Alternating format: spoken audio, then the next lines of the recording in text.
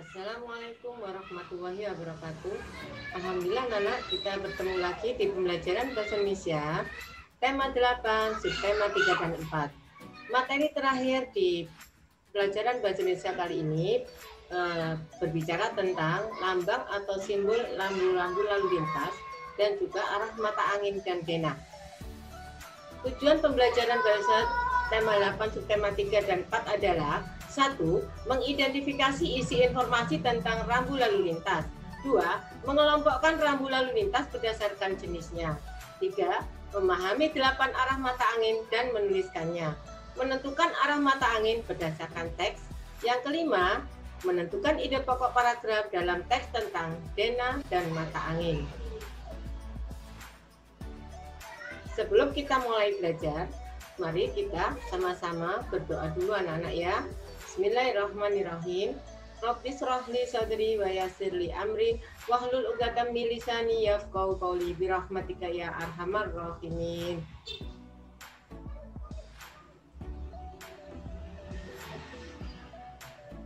Lambang atau simbol lalu lintas disebut rambu lalu lintas dan marka jalan. Kita dapat menemukannya di jalan. Fungsi rambu lalu lintas untuk mengatur lalu lintas supaya tertib dan aman bagi pengendara dan kendaraannya serta pejalan kaki. Rambu lalu lintas harus kita kenal dan pahami maksudnya. Jenis-jenis rambu lalu lintas. 1. Rambu peringatan.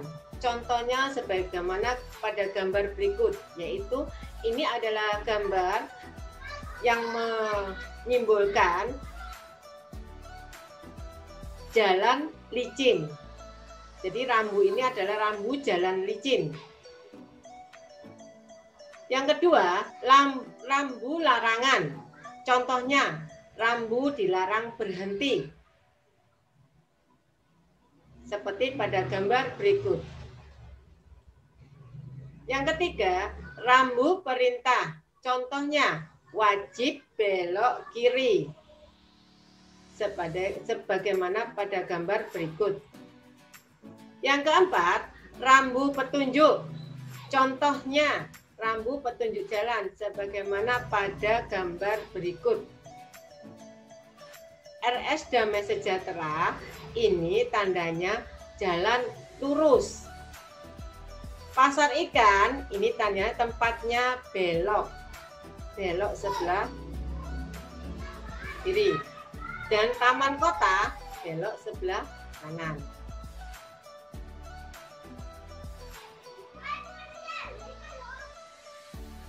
Beberapa contoh gambar rambu lalu lintas yang biasa kita temui di jalan sebagaimana berikut. Pada gambar pertama ini menandakan rambu lalu lintas dilarang belok kiri. Yang kedua, gambar ini dilarang belok kanan. Yang ketiga, nah ini biasa kita temui di jalan raya anak-anak ya. Ini namanya dilarang belok masuk. Yang keempat, nah ini sering kita temui di jalan ya. Nah, rambu lalu lintas, lampu lalu lintas, kalau merah kendaraan harus berhenti. Kalau kuning, kendaraan siap-siap jalan atau siap-siap berhenti. Yang hijau, kendaraan wajib berjalan. Gambar yang pertama ini, daerah menandakan ada daerah longsor di situ. Nah, gambar yang kedua, huruf P di silang merah ini, dilarang parkir. Jadi ada gambar gini, ada tandanya berarti kalian dilarang parkir di situ ya. Kemudian ini jalan licin. Yang ketiga dilarang berhenti, stop ya, stop dikasih garis merah ini dilarang berhenti. Yang kelima jalan berkelok. Nah, ini ada manfaat dari rambu-rambu lalu lintas yang bisa kamu temui di jalan seperti tanda pentung ini adalah harus hati-hati. Ada tanda segitiga dan ada zebra cross, ini tempat berjalan kaki, yaitu tempat penyeberangan lewat zebra cross ya. Nih, semua ini ada rambu-rambu lalu lintas ya, bisa kalian temui seperti ini, S, huruf S disilang ini ya, stop, tanda tidak boleh berhenti. Dilarang parkir ya. Nah, ini contohnya. Nah, ini manfaat kalau kita mengikuti rambu-rambu lalu lintas ya. Kalau kita menyeberang bisa melewati zebra cross. Sekarang materi yang kedua yaitu materi arah mata angin dan denah. Apakah arah mata angin itu? Arah mata angin adalah panduan yang digunakan dalam menentukan sisi tertentu. Nah, ini yang harus kalian hafal dan harus kalian kenal, yaitu ada 8 arah mata angin ya. 1, arah barat, barat laut, utara, timur laut, timur, tenggara, selatan, barat daya. Ada 8 arah mata angin yang harus kalian hafal. Ada lagunya anak-anak yang untuk menghafal ini.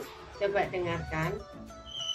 Timur, tenggara, selatan, barat daya, barat, barat laut, utara, timur laut, timur, tenggara, selatan, barat daya, barat, barat laut, utara, timur laut.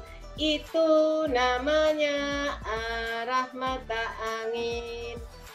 Oke, anak-anak ya, silakan dipelajari lagunya supaya kalian hafal arah mata angin. Denah, apa itu denah? Denah adalah gambaran letak tempat.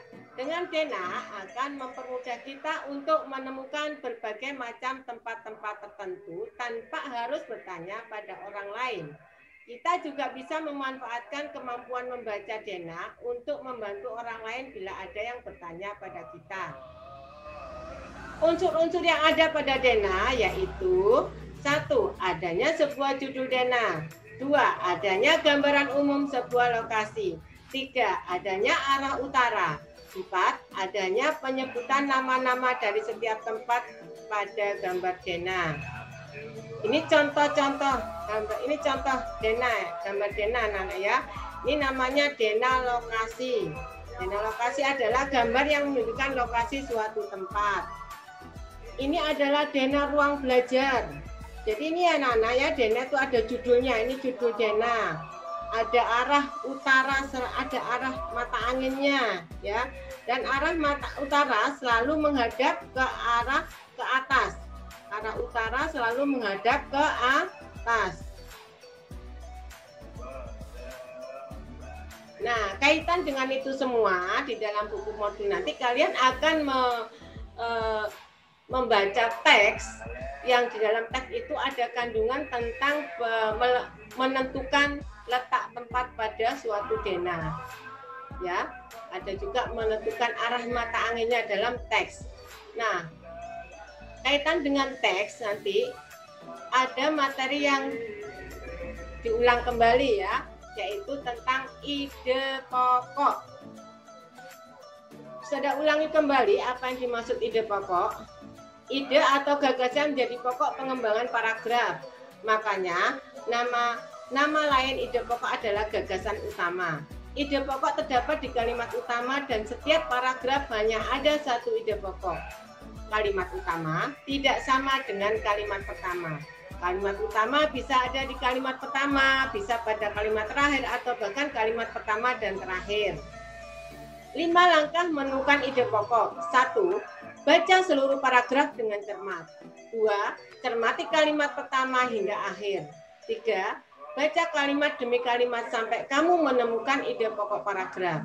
Dalam suatu paragraf, ide pokok biasanya terletak di awal, akhir, atau awal dan akhir paragraf.